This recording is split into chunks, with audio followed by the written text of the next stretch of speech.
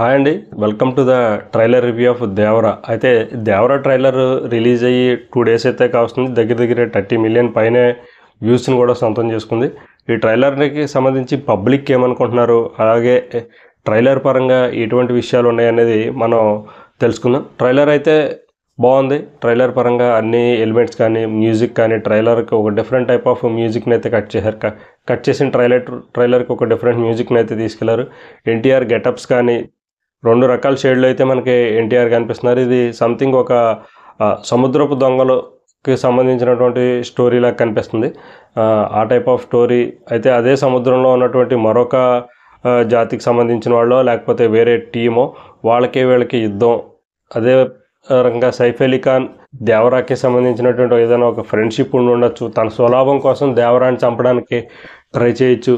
ఇవన్నీ కూడా మనకి ట్రైలర్లో కనిపిస్తున్నాయి. కొన్ని టేకింగ్ పరంగా అయితే కొరటాల శివ గారి దగ్గర నుంచి వచ్చినటువంటి సినిమాల్లో కానీ ఇది కొంత భిన్నమైన సినిమా అనే చెప్పాలి. ఈ కైండ్ ఆఫ్ సినిమాని కొరటాల శివ అంటే మనం జనతా గ్యారేజ్ ఇటువంటి చూసినప్పటికీ కూడా అంత వైలెన్స్ కానీ, అంత కైండ్ ఆఫ్ ఈ టైప్ ఆఫ్ ఒక వాటర్లో ఒక విఎఫ్ఎక్స్కి సంబంధించినటువంటి ఇటువంటి విజువల్స్ అని మనం ఎప్పుడు కొరటాల శివ గారి సినిమాలో అయితే మనం ఇప్పుడు చూడలేదు.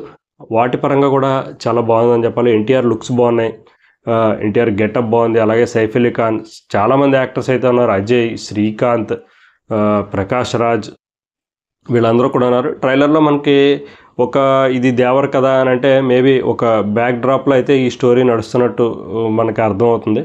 ఒక స్టోరీ టెల్లింగ్లో ఈ స్టోరీ గురించి చెప్తున్నారా ఫస్ట్ పార్ట్ అంతా కూడా అన్నట్టు అనిపిస్తుంది. జాహ్నవి కపూర్కి సంబంధించినటువంటి సీన్స్ చూస్తుంటే మనకి కొంచెం రంగస్థలంలో సమంత మేబీ తన గెటప్, పల్లెటూరు వాతావరణం ఈ టైప్లో చూపించడం వల్ల తన లుక్స్లో అయితే మనకి కనిపిస్తున్నాయి.